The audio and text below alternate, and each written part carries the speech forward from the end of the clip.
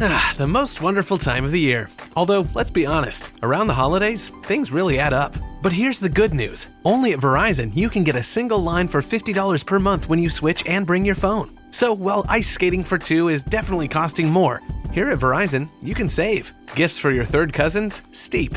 A single line with Verizon? Not so steep. A real tree? Pricey. A single line with Verizon? Less pricey. Flights to see Mima and Pops? Those are up. A $50 per month single line? That's down. Even a trip to the Atlanta holiday market will cost you more. But with Verizon, you can switch and bring your phone for just $50 per month for a single line on unlimited welcome, with autopay plus taxes and fees.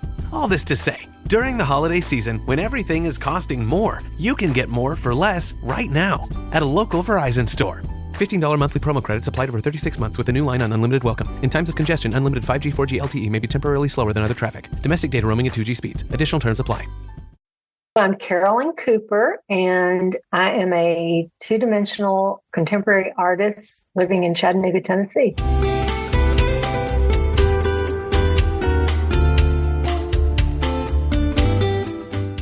Hello, I'm Chris Stafford, and this is Art, the podcast where we get to know women from the world of visual arts. This is Season 2, Episode 13. My guest this week is the American contemporary artist Carylon Cooper, whose work includes abstract, figurative, still life, and animal portraits. Carylon was born in Detroit, Michigan in 1948, one of two daughters to Imogen and Herschel Cooper. She attended high school in Nashville, Tennessee, and since she was 19, she has called Chattanooga, Tennessee, her home. Carylon's art education began at Middle Tennessee State University, and she followed that by majoring in art at the University of Tennessee in Chattanooga, where she audited classes in printmaking and monoprinting. She spent time as a model in New York City before marriage and raising 3 children took priority. During a difficult first marriage, Carylon found peace in focusing on her fitness and became an endurance runner. Her art proved to be her salvation through a second marriage, which ended after 30 years. Carylon is now happily single and feels stronger than she has ever been. She says, "Every single day of my life has been ordained." We hear about her discipline in the studio and the profound impact of faith and perseverance on her life and legacy. Carylon now enjoys a happy mix of art, yoga, hiking, and exercise routines. She also keeps busy as a grandmother of 10 and great-grandmother of 4 children. Carylon, welcome to the podcast. Thank you. It's an honor to be here. Now, I believe you've become a listener as well, which is even better. Absolutely. Absolutely. I'm thrilled to have found you. I should have found you a long time ago. Any favorite episodes so far? Artists? You cover such a variety of subjects. I like them all. You know, it's so wonderful, the cinematography and cake decorating and along with painting. It's just a wonderful variety of creative abilities there. It's just, I'm thoroughly enjoying it.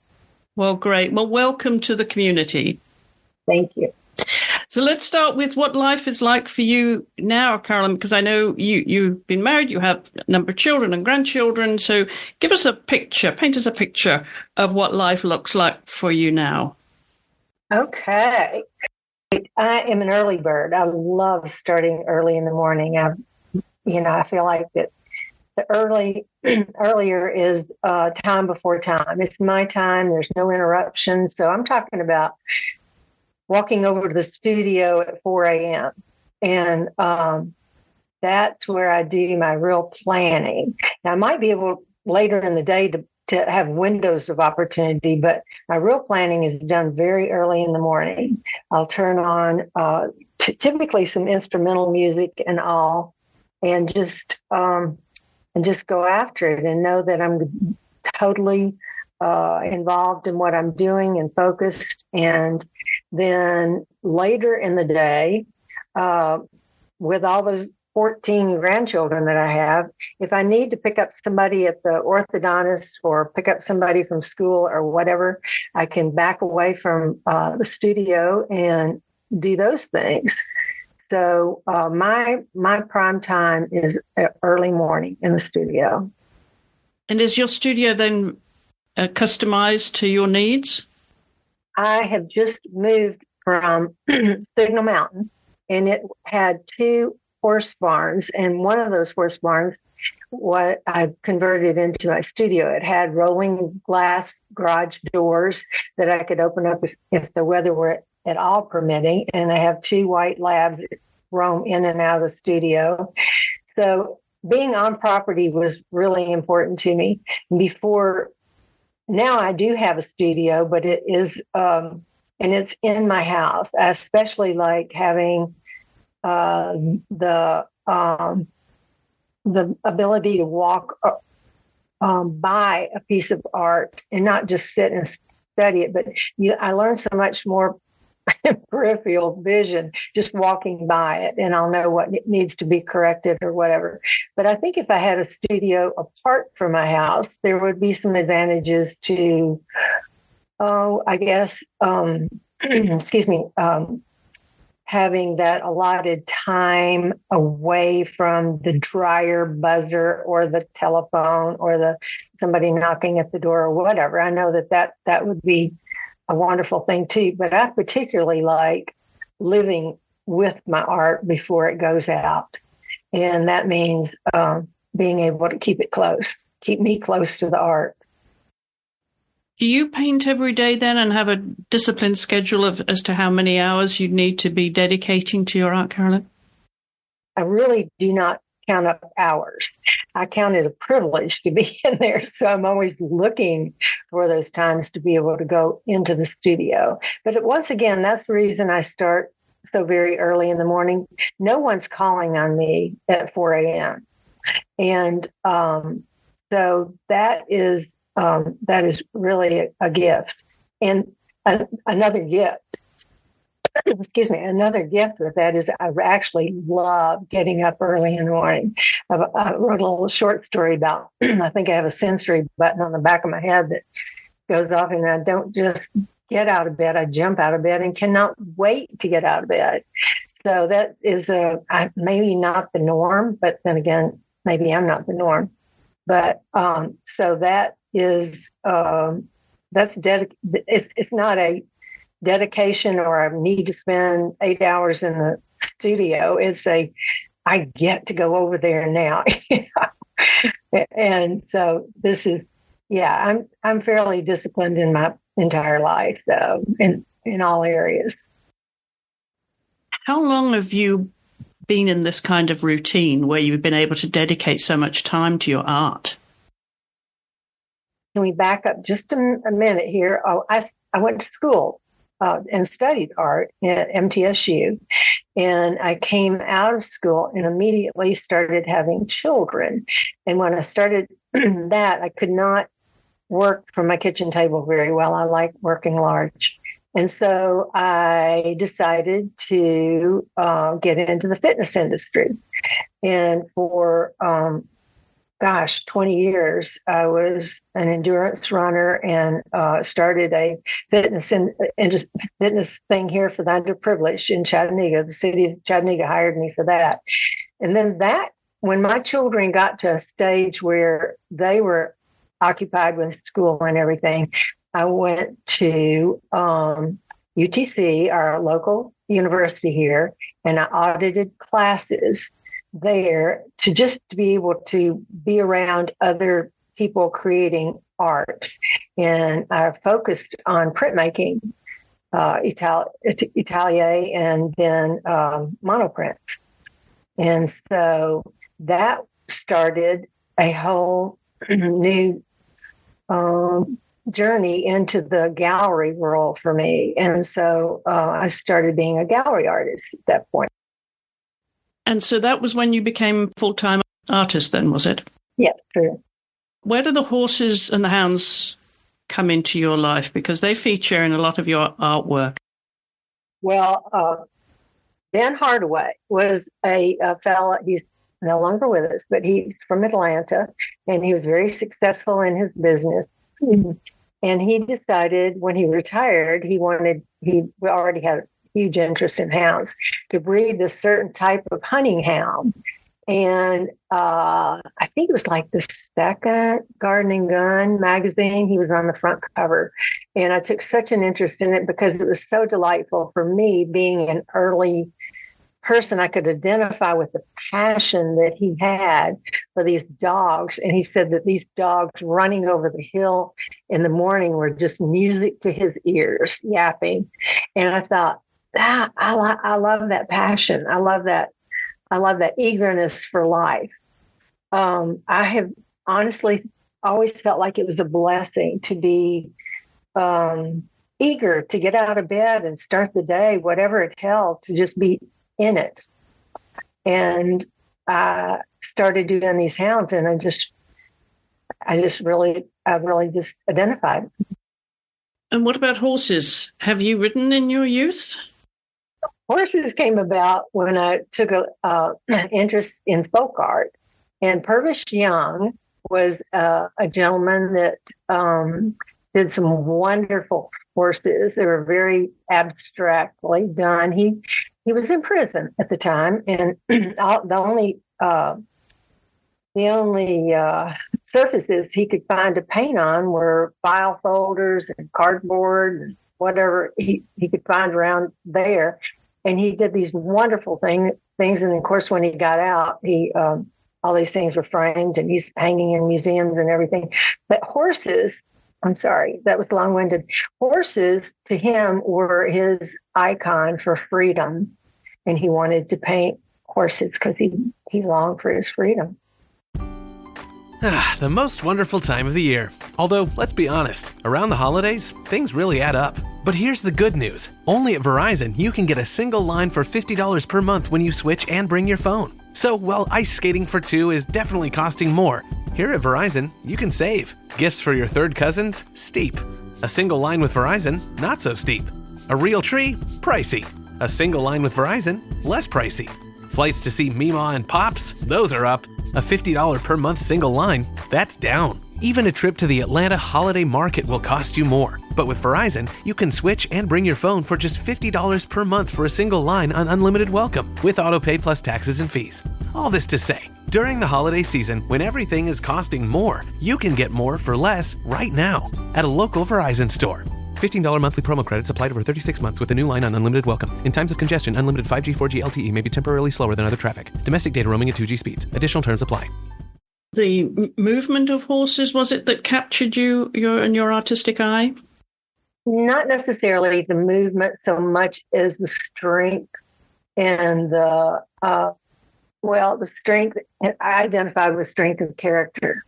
They're massive. They're powerful. And I'm absolutely certain the horses know more than I do. So I had great respect for them.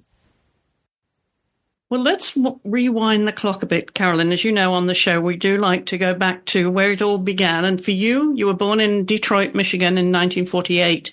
What are the earliest memories of that aspect of your life, your very early childhood? Yeah, that was a sweet time. My dad and mom were both from Tennessee. But after post-World War II, my dad could not find, or like so many other people, couldn't find work in the South. So they decided to move to Detroit, and my dad worked for the Detroit Edison Company, and my mom was a stay-at-home mom. And it was really a sweet time. I can still remember there was no such thing as snow days for school. A little plow came along in front of our house and plowed a walkway to our school. And my mother walked me to school every day of my life, I think, when we were in Detroit. And I had one sister. She's no longer with us either. But my sister was of a different nature.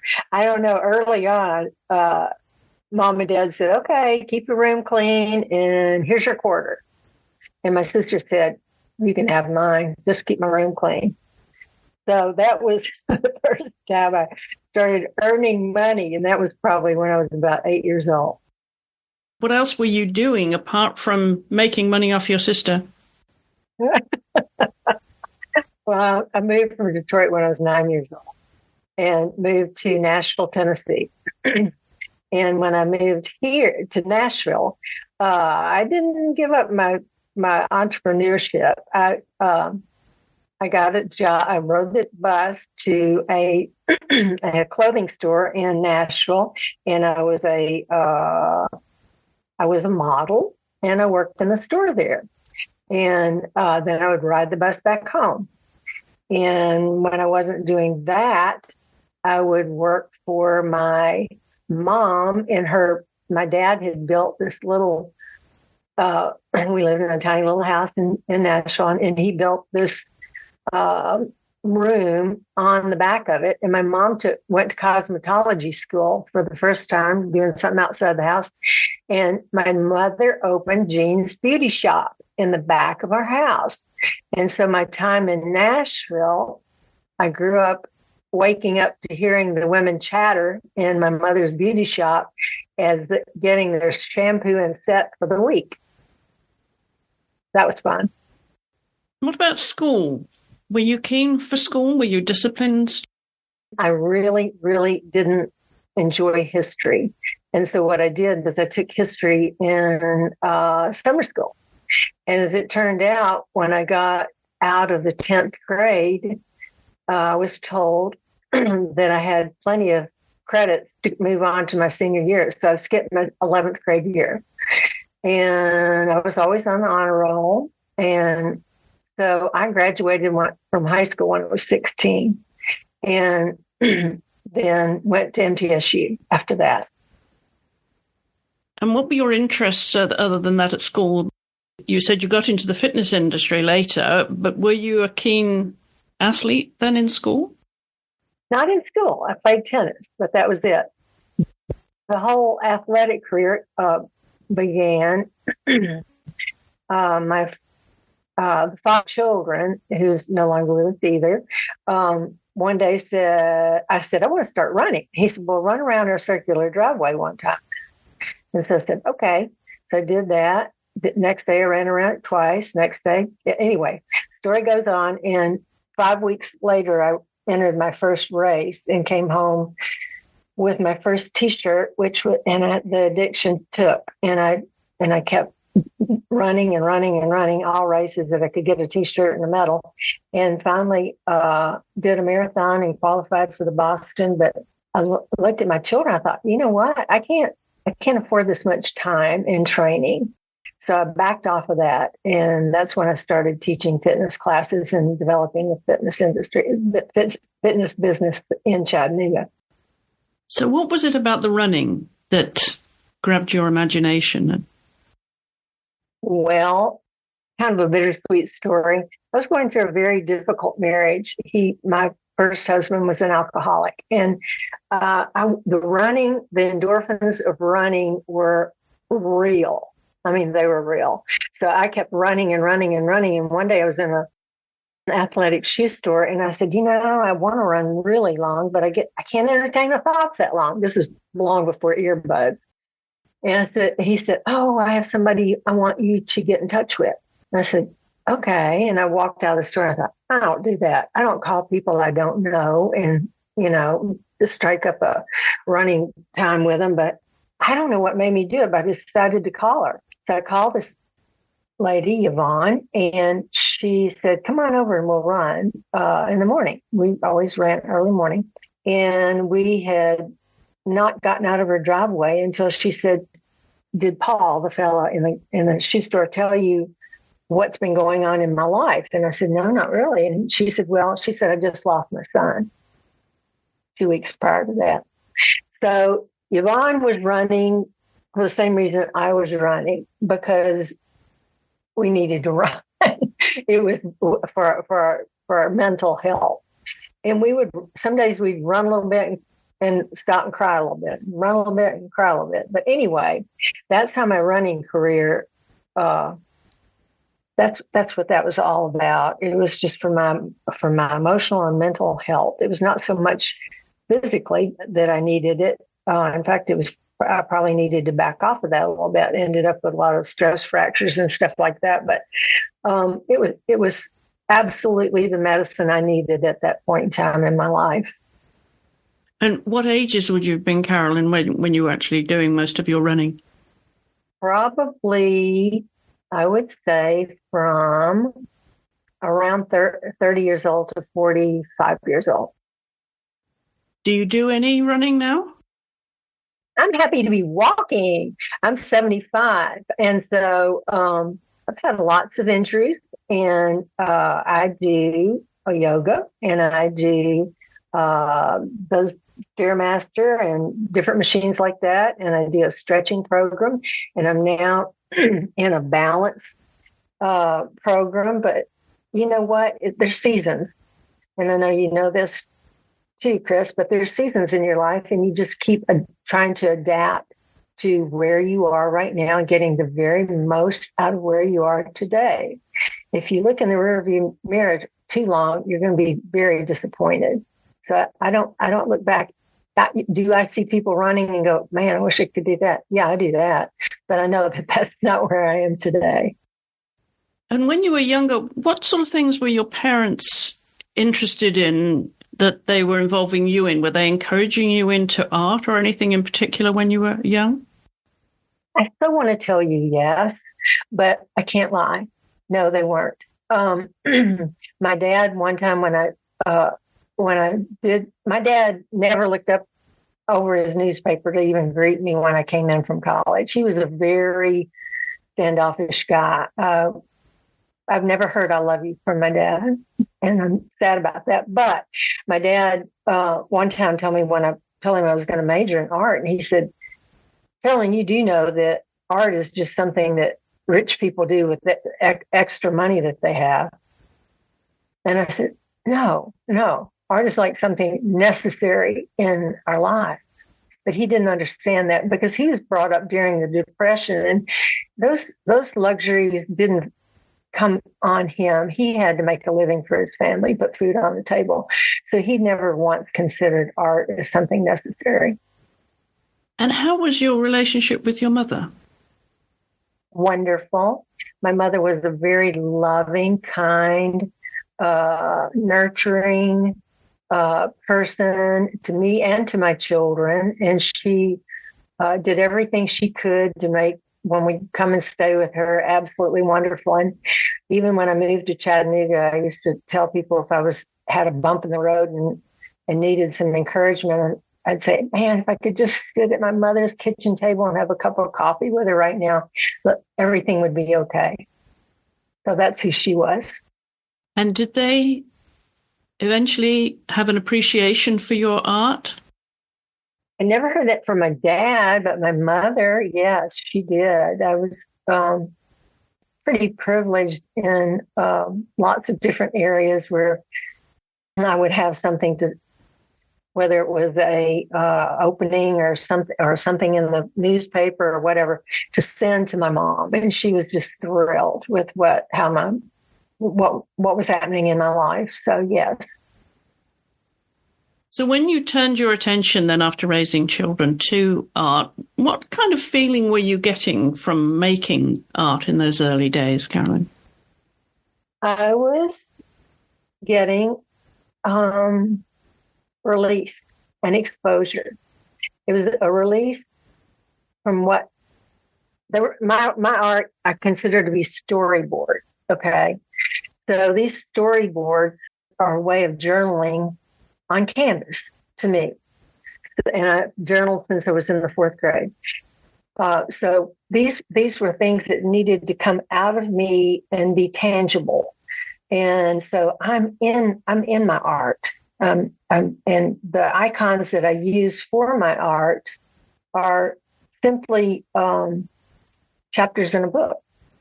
So yeah, it's a very necessary thing for me. And what is that feeling of satisfaction then when you've been dedicating time to art? That I have Well, not all the time is it satisfied, because I can make myself very vulnerable in my art, like all artists. You put yourself out there.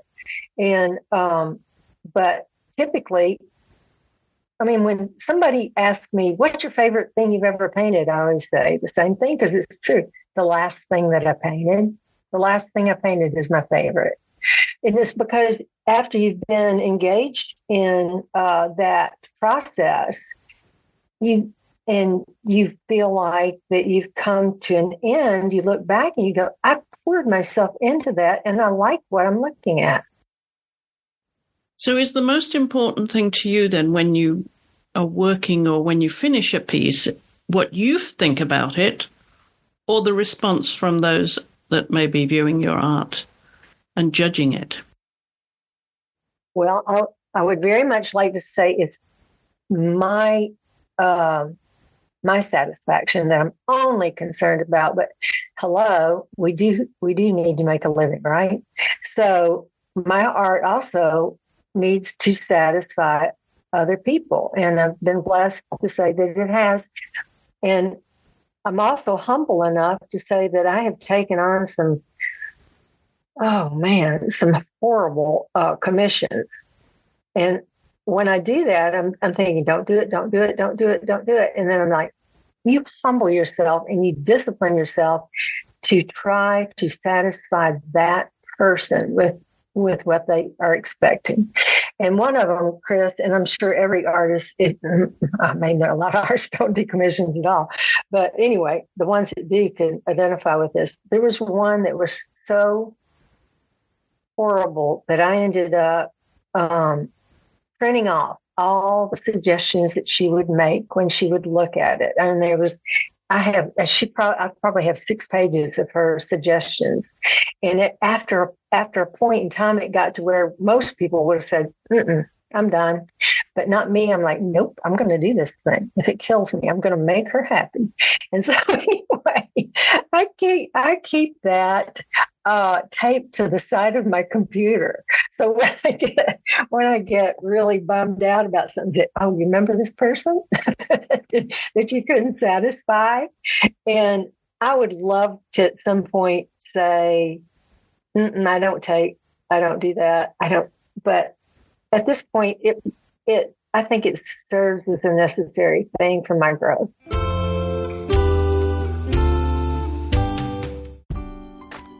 The most wonderful time of the year. Although, let's be honest, around the holidays, things really add up. But here's the good news. Only at Verizon, you can get a single line for $50 per month when you switch and bring your phone. So, while ice skating for 2 is definitely costing more, here at Verizon, you can save. Gifts for your third cousins? Steep. A single line with Verizon? Not so steep. A real tree? Pricey. A single line with Verizon? Less pricey. Flights to see Mima and Pops? Those are up. A $50 per month single line? That's down. Even a trip to the Atlanta holiday market will cost you more. But with Verizon, you can switch and bring your phone for just $50 per month for a single line on unlimited welcome, with autopay plus taxes and fees. All this to say, during the holiday season, when everything is costing more, you can get more for less right now at a local Verizon store. $15 monthly promo credits applied over 36 months with a new line on unlimited welcome. In times of congestion, unlimited 5G, 4G LTE may be temporarily slower than other traffic. Domestic data roaming at 2G speeds. Additional terms apply. Did you have the confidence in your ability as an artist when you were starting off and then starting to sell work? Or has art given you the confidence and validated your self-worth? Yeah, it's a very hard question. Okay. I don't know that maybe other artists do not do this. I don't know. But my entire life has not been a straight path. If we're talking about like I love to hike, okay? So if in hiking, you have switchbacks. The switchbacks are not necessarily fun because you look down and think, I've just been down there and now I'm just right here. But switchbacks are absolutely necessary if you want to get to the top. And so I've had a lot of switchbacks. And so sometimes when I make a piece of art and debating whether I'm comfortable with it or not, after a while, I'll turn it upside down and paint over it. And I turn it upside down, and I like what I'm seeing and the layering. And it's like life. It's like layers of layers of layers. It adds interest and texture. And lo and behold, I'll look at it when I get done, like, it's not exactly what I'm going for. And I'll turn it on its side and do it again. Some of my paintings, if you look at the back of it, because I'll title each one. And if you look at the back of it, it may be scratched over 4 or 5 times. But to me, that's not failure. That's a learning process. And that learning process gives character to the surface. I'm wondering, though, that ultimately what art has done for you, because clearly you've had 2 marriages and you've been through some difficult periods of your life, Carylon. I'm wondering where art fitted in as your salvation, as therapy? I think both. I told you I use icon in my art, and one of my icons is a boat or a canoe. And that icon has, for whatever reason, seems to have been the most popular one that I've had. And the reason I first started painting a boat is because I felt a real need to surrender. And that's basically what you do. When you get in a boat, you surrender yourself to that boat. And it brings peace and stillness and rest. And it's everything you need for that point in your life, or that you're going to be in that boat, is in there. It's all inclusive. And you have to trust that boat's going to keep you on the water. And when I paint a boat, it's much like my life and the things that I've gone through in my life. I have to continue to surrender to the moment, to where I am today, to whatever this position I am now. I need to trust that this is where I'm supposed to be. I believe that every single day of my life has been ordained. And so I need to be still in it and endure it, and not just endure it, but just be there, be present. And I think about too, it's when and again, I'm using this as an icon for my life, okay? That the boat is small enough to create an order, and it's complete and satisfying, even though the rest of my life may be in chaos. That boat brings that kind of order into my life. So I know that order, yes, and each and every one of the different icons do something like that. They ground me in where I am today. Give me a platform for where I am today. Does religion play an important role in your life, Carylon? Is it a guiding light? It's huge. It's huge. I start every day after I get out of the studio and sit with the Lord for probably an hour, hour and a half. And when I say sit with the Lord, I don't mean just sit and read the Bible. I have a whole variety of different things that are before me. Like I actually just jotted down the books that I read this morning. I read the Bible. I read C.S. Lewis. I read Martha Hickman and Jean Houston, which is, I don't know if you're familiar with her, but she breaks down the Wizard of Oz and calls it the Wizard of Us for learning. And Viktor Frankl, who's a Holocaust survivor, he wrote a book called Yes to Life. The most wonderful time of the year. Although, let's be honest, around the holidays, things really add up.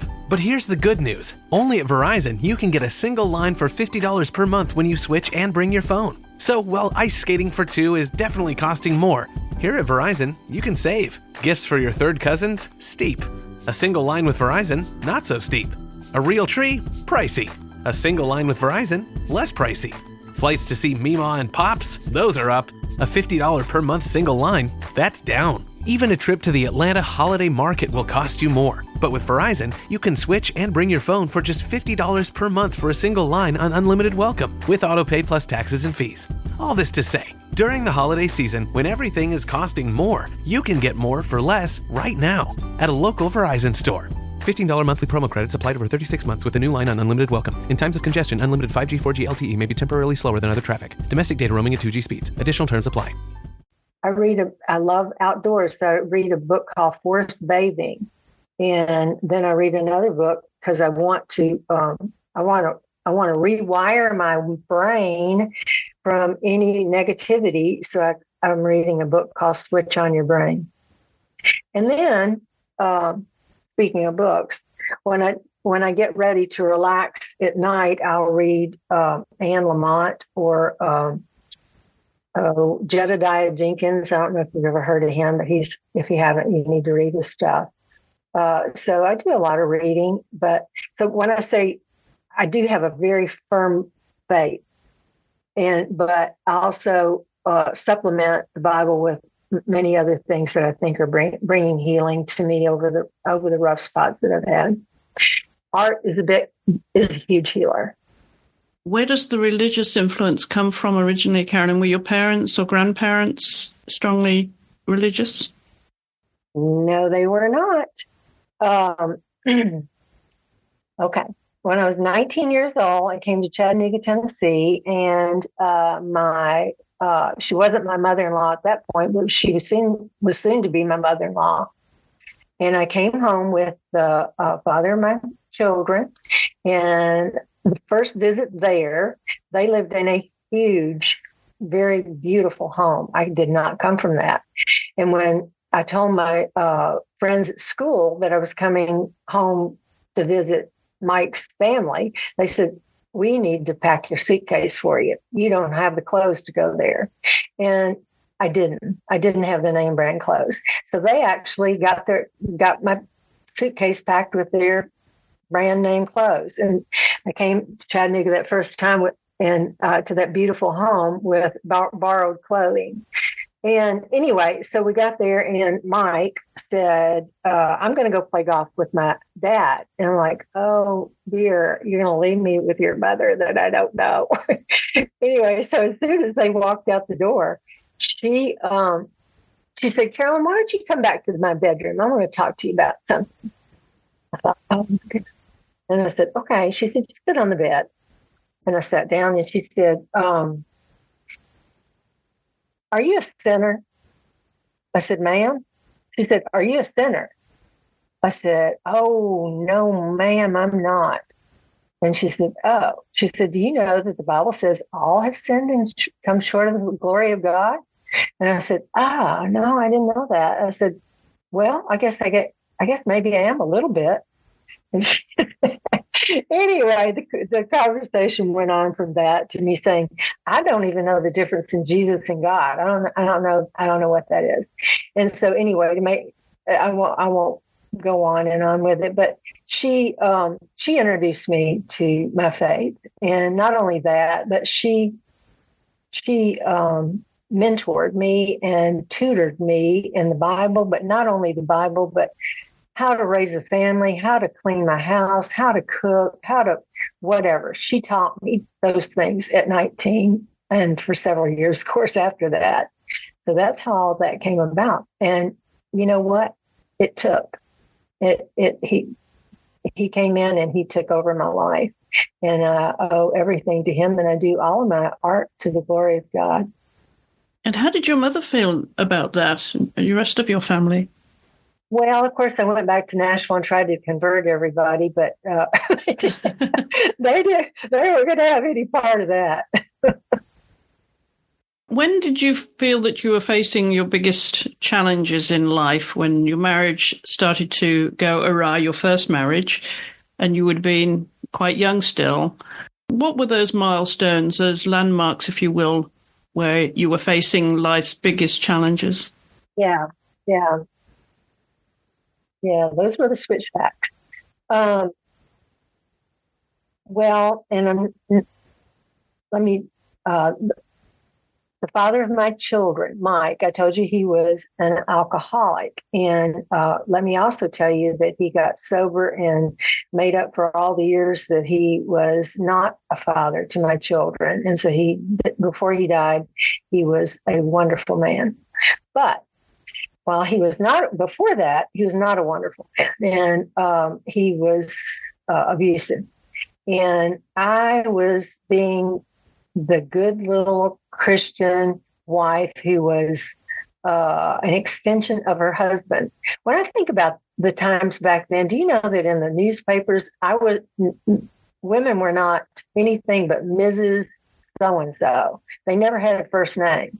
It recorded in the newspaper. And so I was Mrs. Mike Austin. And so being Mrs. Mike Austin and being a Christian, I thought my duty is to enhance him. I'm not really a person. I'm just an appendage or whatever. And so when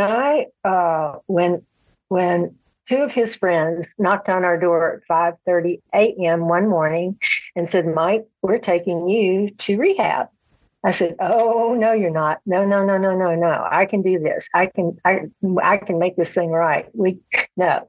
And they said, Carolyn, why don't you go back to the bedroom? We're going to be here with Mike for a bit. Anyway, they took him to rehab and he got sober and clean and stayed that way. So that changed the dynamics in our home. I had always been the one in control of the children, the house, whatever. And when he got sober, he thought he was going to be. And I thought, I don't think that's going to work. So anyway, I kind of saw the prison door open. And so I thought, you know what? I need to get out of this marriage. And I did. And so that's what happened there. And I am very grateful that he got sober and clean and was a wonderful man before he died. If you could rewind the clock then to those difficult periods in your life, what advice would you give yourself to move on from there, to find a way forward? I'm sorry to tell you this, but I didn't know I was a real person. I just thought I was a shadow of him. And even when I started, I did junior league work consistently, and I was working, and they wanted me to come on board as one of the officers. And Mike said, "No, that's enough of that. I want you out of the junior league. You're not going to go any farther with that." And so I had to quit doing work with them.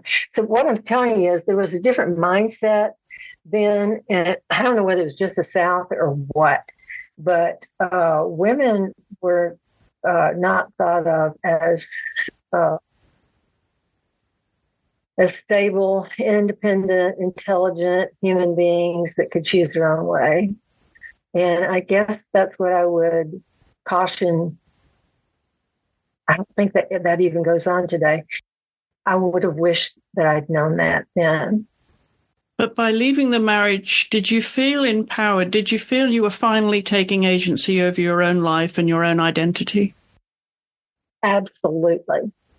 Absolutely. But I still I still hung on to this thing that told me that I had the ability to, if I spun around fast enough and did the right things and performed the right way, then it might change somebody else's behavior. That I've learned that that's not the case. I need to be in control of myself. I cannot control someone else's behavior. So that has been empowering. That's been a real eye opener. Even in my second marriage, that was what that came down to. And has that helped you being a parent today, as you've evolved, as you say, through the seasons of your life and the generational changes and attitudes towards women and women's empowerment? Has that helped you with your own children? My own children have helped me. I hate to confess ignorance, but I'm a very honest person. And my children saw what was going on in my second marriage and said, Mom, you're being mistreated. You're being abused. You get out of it. And I said, no, no, no, no, no, no. Things could change. Things could change. I'm going to hang on. I can do this. I can do this. And they did a wonderful thing for me. They said either he goes or we go. Well, Chris, I have 21 family members that were ready to no longer associate with me if I continued to be abused, allow myself to be abused like that. So I wish I could be the wisdom in this family and tell you I've taught my children. But if anything I've taught my children is that things, you can change your life. You can change things. You can turn your canvas upside down and start over again. It can happen that way. And that's what my life has been about. It's been coming to grips with honest feelings and knowing that if you start again. The most wonderful time of the year. Although, let's be honest, around the holidays, things really add up. But here's the good news. Only at Verizon, you can get a single line for $50 per month when you switch and bring your phone. So while ice skating for two is definitely costing more, here at Verizon, you can save. Gifts for your third cousins? Steep. A single line with Verizon? Not so steep. A real tree? Pricey. A single line with Verizon? Less pricey. Flights to see Mima and Pops? Those are up. A $50 per month single line? That's down. Even a trip to the Atlanta Holiday Market will cost you more. But with Verizon, you can switch and bring your phone for just $50 per month for a single line on unlimited welcome, with autopay plus taxes and fees. All this to say, during the holiday season, when everything is costing more, you can get more for less right now at a local Verizon store. $15 monthly promo credits applied over 36 months with a new line on unlimited welcome. In times of congestion, unlimited 5G, 4G LTE may be temporarily slower than other traffic. Domestic data roaming at 2G speeds. Additional terms apply. It's going to be okay. You're going to be okay. Do you feel that at this point in your life you're stronger than you've ever been? Yes, I do. I'm single and I'm old and I feel great. I have lots and lots of energy and I have no intention of ever stop making art. I'm blessed to be able to be in an occupation that I love. And I love my art. I love writing. I love being with my family, and I actually like being by myself. I do have two dogs that I talk to regularly. And your children, Paige, Polly, and Michael, have they inherited any artistic traits? No, they haven't, but my grandchildren have. I have one grandson, Austin, who went to work as an apprentice in a place called Set in Stone that made concrete objects, and sometimes they were functional and sometimes they were just ornamental. But Austin has really progressed in that area, and I love that about him, and I love that for him. Yeah, and I have several children that are painters, and I have a 4 and a 6-year-old that come over here and do art with me, and I think they're wonderful. I think one of the reasons I so love folk art is that I think about it being childlike, and I just appreciate their honesty. Do you enjoy being the grandparent that maybe you didn't have the grandparents yourself, but you've become that grandparent you wanted to have yourself? I do enjoy that very much, but I also know that, again, there are seasons. There was a season when the grandbabies were little. There was a season where in a church we would take up an entire row, and we would come back to my house, and I would serve Sunday lunch to, 21 people. And now that's not the case. Believe it or not, those kids grew up and they got cars. And when they got those cars, they found out they didn't have to go over to grandmother's house. They could go be with their friends. And so they started choosing other things besides me. But I will say that they all come by and see me on occasion, and it's wonderful, and call and text. And we stay close. So they're probably very proud of you as an artist too. I'm wondering who were your biggest influences? Well, as an artist, whose work were you admiring throughout your formative years? Louise Bourgeon, her work, number one, it's massive. I love big. If I like looking at it small, I love looking at it big. So she has these massive spiders. But when I learned that she started creating those spiders because they were in honor of her mother. Her mother was protective, and it was a maternal thing that the reason she did these spiders. And so I really, really appreciate that, and I really appreciate being able to see one. So I would think she's had a huge influence on me. And of course, Helen Frankenthal, who wouldn't want to be her? She to stand on canvas and make these wonderful, beautiful things, and just be full body. You know, being a physical person, I was very, very, very into watching her produce her art, because I love the idea of using your whole arm or your whole body or your whole self in making art. What would you consider then, now, having had a life in art, to be the highlights of your artistic career? Probably my most recent project is I haven't given up painting on canvas, but I also paint on different surfaces. I paint on cardboard and I paint on tar paper, because I like giving honor and to those, especially after COVID and all this packaging that we get, I'm ashamed to say, on my door. I wanted to do something with some of that cardboard. And so and I like the idea that cardboard has a facade on it, 2 facades actually, but the strength, of course, is in the interior of it, where that ridge is. That's where the strength comes from. And so does that not just scream of yourself? That's who you are. You just have a facade on, but what's on the inside of you is what really gives you strength. And then the tar paper thing, I love, because I paint from dark to light, and I thought I had a roll of it for some reason in the studio. And I looked at it and I thought, I wonder if I can paint on that. And I researched it and thought, yep, you can do it. And so that tar paper, used in its typical function, goes underneath the shingles on a roof and is good for 30 years in outdoor weather. So I thought, this is a pretty sturdy thing that nobody ever sees, and that I want to bring to life, that it's really, really quite beautiful and has a great surface to it. So those things are on the burner right now.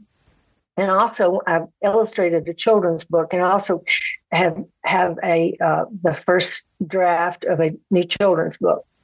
So I'm excited to do that. Well, I was going to ask if there's anything that people wouldn't necessarily know about you. I also want to know a little bit more about the modeling that you mentioned earlier, that you did in your early life. Now, is that something that people wouldn't know about you? What more is there to tell? I did that because I didn't have those brand name clothes, and I wanted some money. I wanted to be able to buy those clothes. And so today I would never dream of putting a 15-year-old on a bus to go downtown at night after school to work in a place and stand in a window being a still mannequin for hours on end, and so that's what I did. It was a static model. I have done some other modeling too, but that was the one I did in high school, and it was pretty funny, actually. And what's the other modeling? The other modeling is, well, there's been several different ones. What's a basement in New York that just closed? It's not Feinstein's basement. I'm drawing a blank right now, but I did some modeling for them. Sockwell, who produces these wonderful socks, they started with me, and they said, okay, we want socks for every age. We want them for 40-year-olds, those that thought 40 was, 40s, 50s, 60s. We want in every category. So they kept calling me in. And so anyway, then when I turned 70, they called me. I said, you always say 60s. I don't see anything in there about 70s. At 70s, are you supposed to just like give up? Because even the cosmetic world, they show cosmetics all the way up to 60 years old. I thought, okay, do you just forget this once they go after that? But anyway, they have done stock modeling. It's pretty funny. How did these modeling jobs come about there, Carylon? They came about because Stockwell is a Chattanooga company, and in Chattanooga, maybe, I don't know. People know me in Chattanooga, so they knew me. Okay. And still there's more modeling to come then on the side? No, nobody wants a 75-year-old. Nobody. I don't think so. I'm not going to bank on that one. What would you like your legacy to be? My legacy is never give up. My daughter said that this is a very depressing thing, but Chris, I keep up. I'm old school. I still use file folders, and one of the files that I have are rejections, and I keep rejections in there, whether it's from an art residency, and I've done several of those that I very much enjoyed doing, but some that I've applied to that I didn't get in. I've applied to galleries that I haven't gotten in, and every time I get a rejection letter, I file it away. And Paige, my oldest daughter, said, "Why do you do that, Mom?" I said, "Because when I'm gone, I know you guys are going to go through all my stuff, and I want you to see that none of it's come easy. You just keep on keeping on. It's turn that canvas around, do it again, try it another way, say it a different way." Take the switch back, and you're going to get where you want to go if you just keep putting one foot in front of the other. And finally, where can we see your work? Do you have workshops this year or work in galleries that we should know about, Carylon? Well, I'm going to simplify that for you because there was in 9 galleries in the Southeast, and the one gallery I wanted to be in Atlanta said, we want to show your work, but we wanted an exclusive on your work. And I said, oh dear, because I grew up in Nashville, so I'm going to stay in that gallery, in Bennett Gallery in Nashville. And I was here at 1401 and loved being in 1401. But I did go in the gallery in Atlanta, Greg Irby. And so I pulled all my work out of all the other galleries because, and really thankful. I'm thankful for all those galleries. Okay. But I like paint. Any other painters want to paint. They don't want to do the book work, the inventory work, and transitioning work from picking up work to taking work to that kind of thing. And although I had employed my older driving grandchildren to do that, and they loved it because I always overpay grandchildren. I think and they recognize that. But I'm glad that I've reduced my galleries down to 3. And what are you most looking forward to this year? This year. Okay. I'm looking forward to signing up to do a Central Rural Kitchen stint with Jose Andres. He goes to areas that are depressed, and he sets up a kitchen and he feeds the people. And I'm very much looking forward to doing that. And where will you be doing that? Well, he has places all over, everywhere, so I can pick and choose wherever I feel like going. I was really a little bit offended when I first signed up for one because they said, we do not have any needs in your area. And I emailed them back and I said, excuse me, I think there are needs all over the world, and I'm okay with that. I said, is it because of my age? And they quickly sent me back a list of places that I could go because I'm very energetic, I'm strong, and I am very capable. So I can do the work. Well, it sounds as if there's lots to look forward to in the future then, Carolyn. Absolutely. I look forward to talking to you. That was a real treat. My thanks again to Carolyn, and don't forget to scroll down the show notes to find the link to her website and social media. And whilst you're on Instagram, do check us out, give us a follow, post any comments or questions, suggestions for guests. We can be found there at The Art Podcast. That's, of course, Art with 2 A's. And also on Facebook, you can find us at Art. You can also reach us via email at hollowellstudios@gmail.com. I'll be back next week with another guest from the world of visual arts, so I do hope you'll join me then.